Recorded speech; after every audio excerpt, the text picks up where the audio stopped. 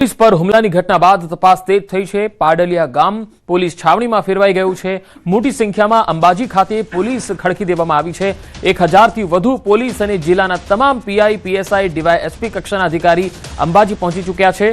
ગઈકાલે થયેલી ઘટનાને લઈને થઈ શકે છે અહીંયા કાર્યવાહી અને મોટી કાર્યવાહી થઈ શકે છે। પથ્થરમારાને લઈને 47 થી પણ વધુ પોલીસ કર્મીઓને ઈજા થઈ હતી અને 15 થી વધારે પોલીસ કર્મીઓ છે તેમને પાલનપુર વધુ સારવાર માટે રિફર કરાયા હતા, જેમાંથી કેટલાકને રજા પણ અપાઈ છે। ત્યારે આજે મોટી કાર્યવાહીની સંભાવના છે।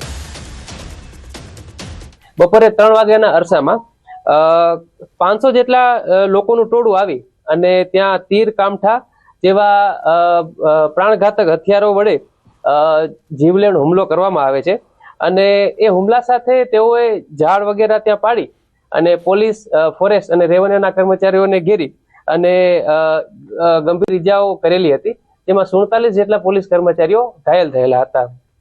અને આ ઉશ્કેરાયેલા ટોળાને શાંત કરવા અને પરિસ્થિતિને કાબૂમાં મેળવવા માટે બનાસકાંઠા જિલ્લાની સમગ્ર પોલીસ ઘટના સ્થળે દોડી આવેલી હતી અને ત્યારબાદ પરિસ્થિતિને સંપૂર્ણપણે કાબૂમાં કરેલી હતી।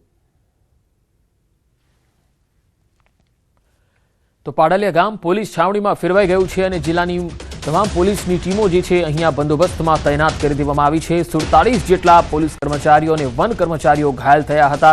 ત્યારે આજે મોટા એક્શનની સંભાવના જોવાઈ રહી છે।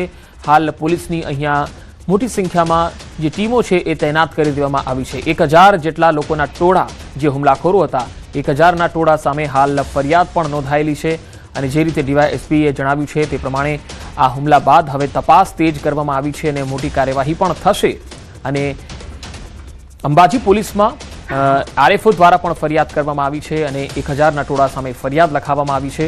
પોલીસ પર આ હુમલાની મોટી ઘટના કહી શકાય, કારણ કે આ હુમલામાં 47 જેટલા વનકર્મી અને પોલીસ કર્મીઓ ઘાયલ થયા।